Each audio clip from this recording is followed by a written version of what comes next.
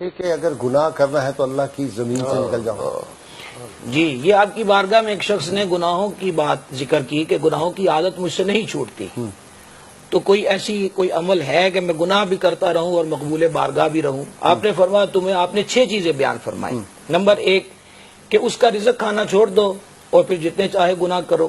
کہا حضور یہ تو ممکن نہیں ہے، رزق کے بغیر چارہ اور گزارا نہیں ہے.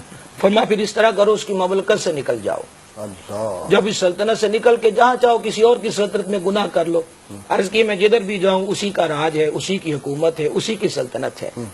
آپ نے فرمایا یہ بھی ممکن نہیں تو پھر ایسی جگہ گناہ کر لیا کرو جہاں وہ تجھے نہ دیکھے.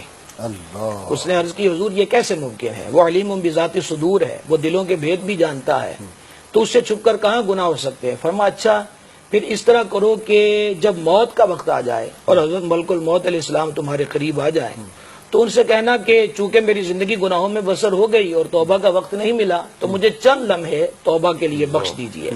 عرض کی ملک الموت علیہ السلام تو کسی کو وقت نہیں دیتے. حضرت بلے شاہ رحمۃ اللہ علیہ نے کہا تھا بلے شاہ پتا تد لگ سی جدو چڑی پھنسی ہتھ بازاں. تو جب وہ وقت آ جائے گا تو وہ تو کسی کو مہلت نہیں دیتے.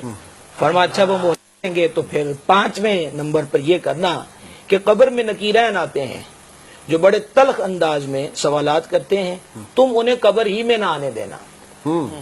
عرض کی میری کیا مجال ہے کہ میں ان کو قبر میں نہ آنے دوں، وہ تو اپنے دانتوں سے دیواروں کو چیر کے داخل قبر ہو جائیں گے. فرمایا چل یہ بھی چھوڑ دے، اس طرح کرنا کہ ان گناہوں کے سبب جب تمہیں دوزخ میں داخلے کا حکم دیا جائے کہ جاؤ جہنم کے اندر داخل ہو جاؤ تو تم انکار کر دینا کہ میں دوزخ میں نہیں جاؤں گا. عرض کی میری کیا ضرورت ہے، رب کے فرشتے بازوؤں سے پکڑ کر اوندے منہ جہنم میں پھینک دیں گے. فرمایا بے شرم کس امید پر پھر گناہ کرتا ہے؟ اسی کا کھا کر، اسی کی زمین پہ رہ کر، اسی کے سامنے.